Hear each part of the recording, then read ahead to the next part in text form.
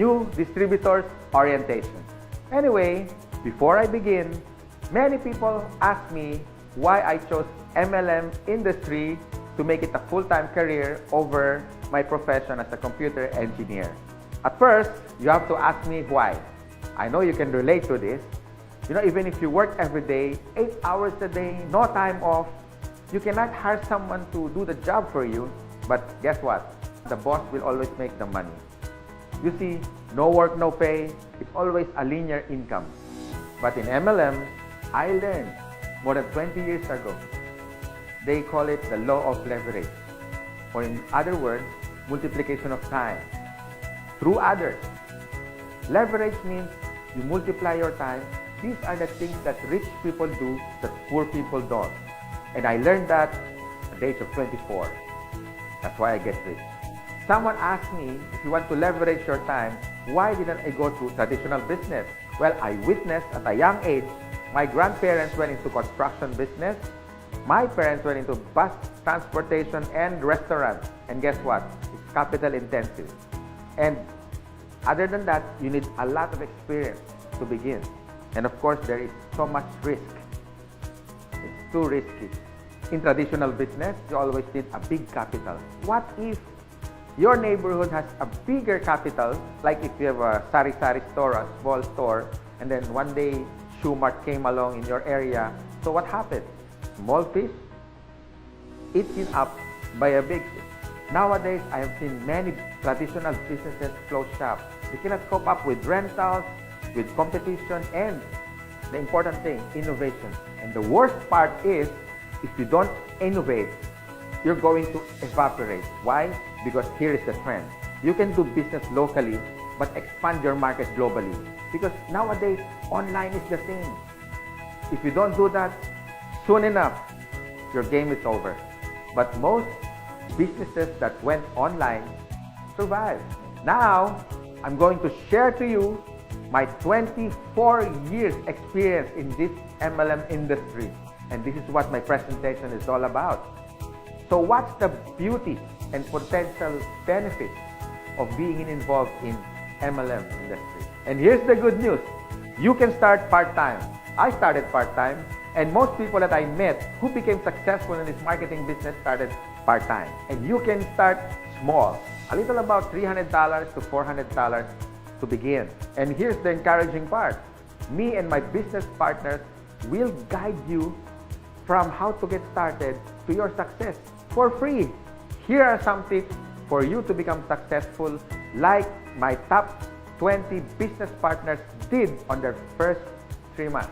First tip, you have to overcome your fear and your doubts, because these are the killing machine inside of you. I guarantee that. How to overcome fear and doubt? By studying the facts. Our CEO has been awarded the top CEO of MLM in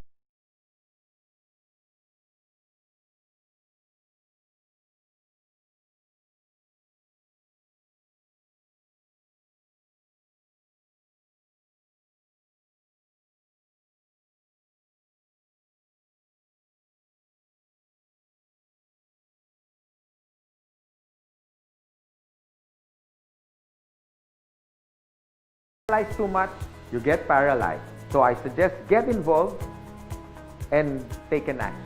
Tip number 2, you have to take care of your attitude. For me, it's 80% attitude and 20% skills.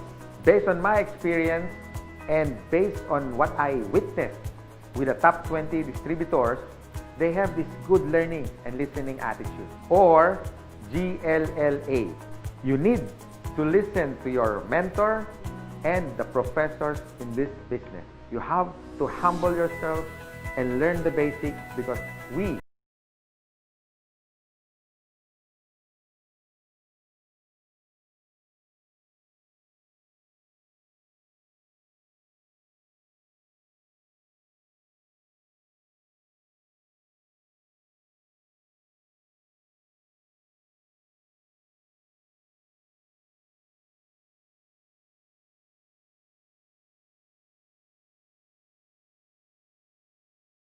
My fourth tip is all about commitment.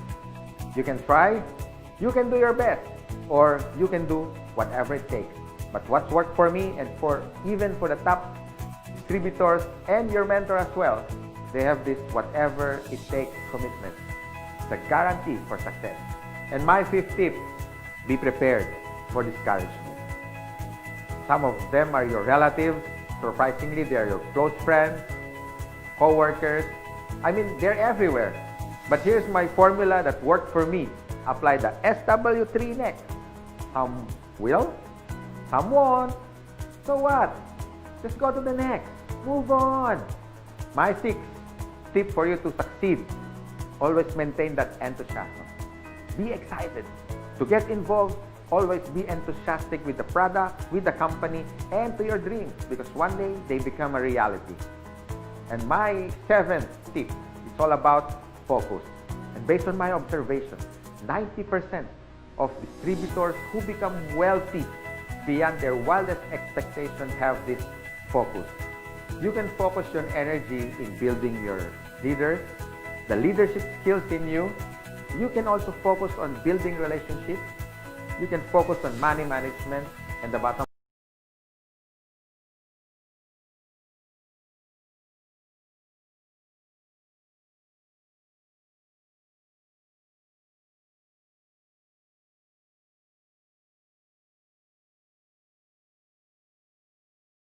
and this is my effective tip for you to succeed. You have to have a goal. So it's all about goal setting and be smart. It means specific, measurable, attainable, realistic, and of course, it has to have a time bound. I would suggest make a dream board because you are now practicing the law of attraction. Always remember, a goal is a dream with a deadline. By following my useful tips, I know one day